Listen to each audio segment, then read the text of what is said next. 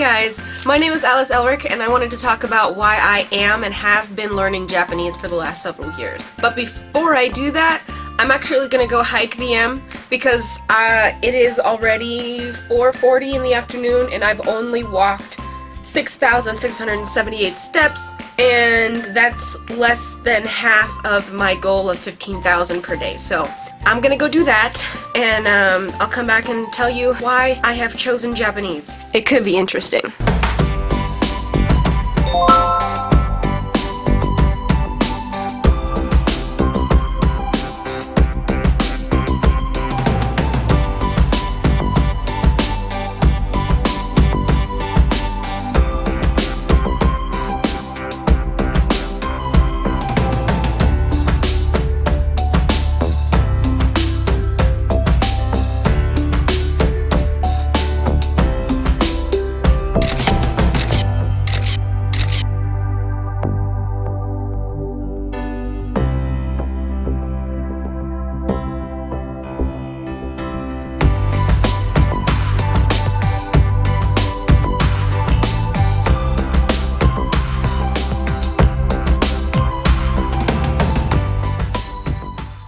Okay, I just got back from my hike.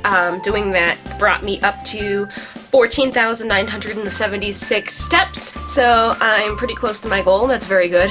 I'm running out of daylight, so I'm gonna move and turn on some lights. See you in a second. My eyebrows are uneven. Now that's all you're gonna be focusing on for the remainder of this video. I tried filming this video a week ago. That was right after I went for that hike, and I did finish filming it, but it turned more into a complaining rant about what people say to me or what they ask of me after I tell them that I'm learning Japanese, rather than why I'm learning and my journey of getting there. So I'm going to be a little more specific and add a little more detail. Also, the light in here is really weird. Right now I look yellow. So when I say that I'm not working right now and that I'm just attending school and I'm trying to get into the Japanese exchange program at some point, there are two very common things that come up.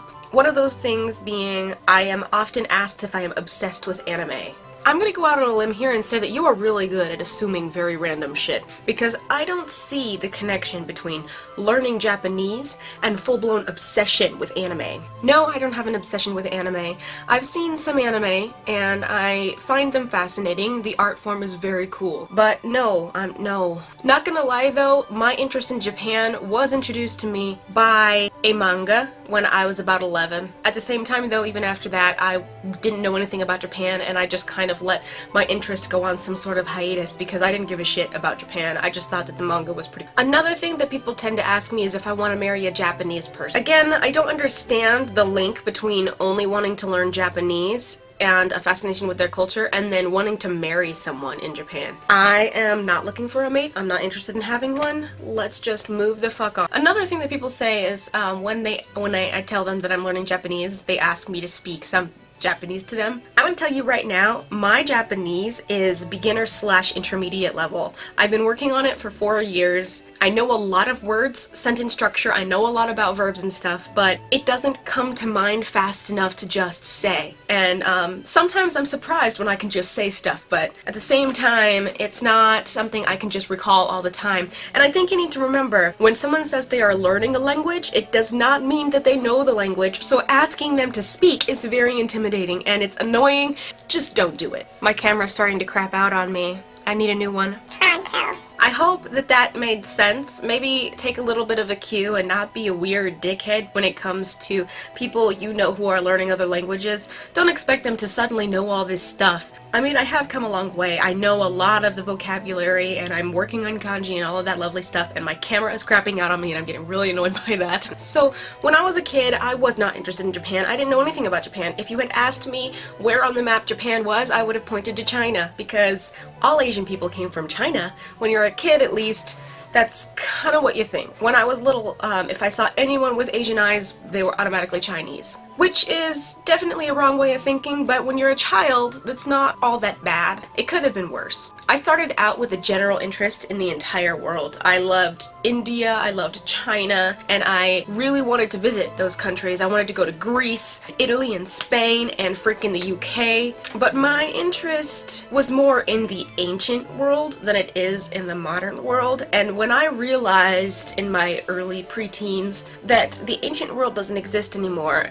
and I was gonna have to focus on the modern world, my interest in the world just kind of went into some weird purgatory land. I started focusing more on science. I've always been interested in all things science growing up, and I just kind of ignored the rest of the world. Fast forward from 8 years old to 11 years old, we moved into a log house in the boonies, and my grandmother ended up getting television, and for some reason, in the middle of the night, I was on HBO, which is not exactly the best thing for a child to be doing in the middle of the night for no reason. Anyway, I was up watching HBO. I ended up on an anime, which I didn't know what it was. It was a cartoon. Cool, let's watch that. On Adult Swim, because I used to watch Adult Swim all the time. Don't tell anyone. Everybody knows anyway. So I saw an episode of Full Metal Alchemist and I saw an episode of Inuyasha. I did not know until years later what they were. I was introduced directly to Full Metal Alchemist by the episode where Nina dies. Yeah. I just remember Edward was pretty cool. He had a foul mouth and I liked that. I also remember that he had a metal arm and I wanted one. Moving on. The point is, I have seen some anime, and I've seen more than that at this point. I'm 22 years old. But no, even when I watched those things, I didn't have an interest in Japan.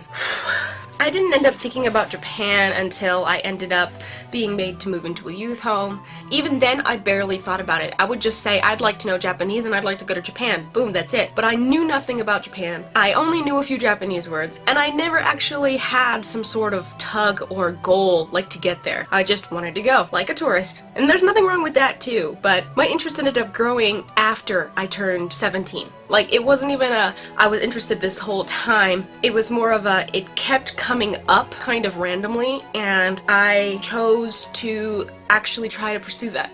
When I was 17, I ended up downloading the first 16 lessons in Pimsleur because they were free online. I have books, I have children's books, I have kanji and kana books, I have lots of freaking apps on my tablet and a whole entire textbook on my tablet. I use website. I guess one of the biggest reasons why I'm learning Japanese is because I've come to a point in my life where I've decided that if I am going to be learning a language, I might as well put it to some use. And I'm actually dedicated at this point to learn to become fluent as I possibly can be. So I decided a long while back that maybe I'd like to teach English in Japan, and I'm not going to say that the English teaching horror stories are what deterred me from that. It's more of the fact that I do not like going with the crowd, and that's the reason I've chosen not to teach English in Japan. I've never liked doing what everyone else is doing, and the reason for this isn't because I'm a rebel and I want to stand out and be unique. It has more to do with the fact that if everybody is doing it, who's gonna do the other stuff? You know, I feel like I have a responsibility to be weird, and I'm okay with that. Let's go with that.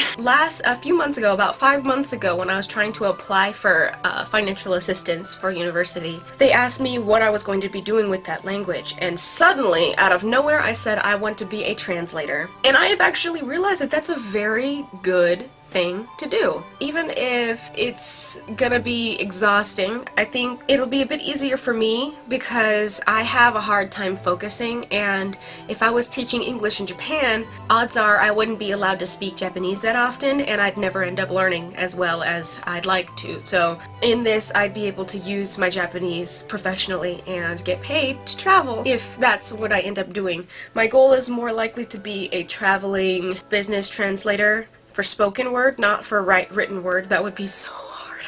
That's gonna be all for today. This video is a lot longer than I intended it to be, but whatever. Go ahead and thumbs up if you like this video and you want to see more of its kind. Click the subscribe button if you'd like to see more of this face. Let's just go with that. I'll see you guys next time. Bye.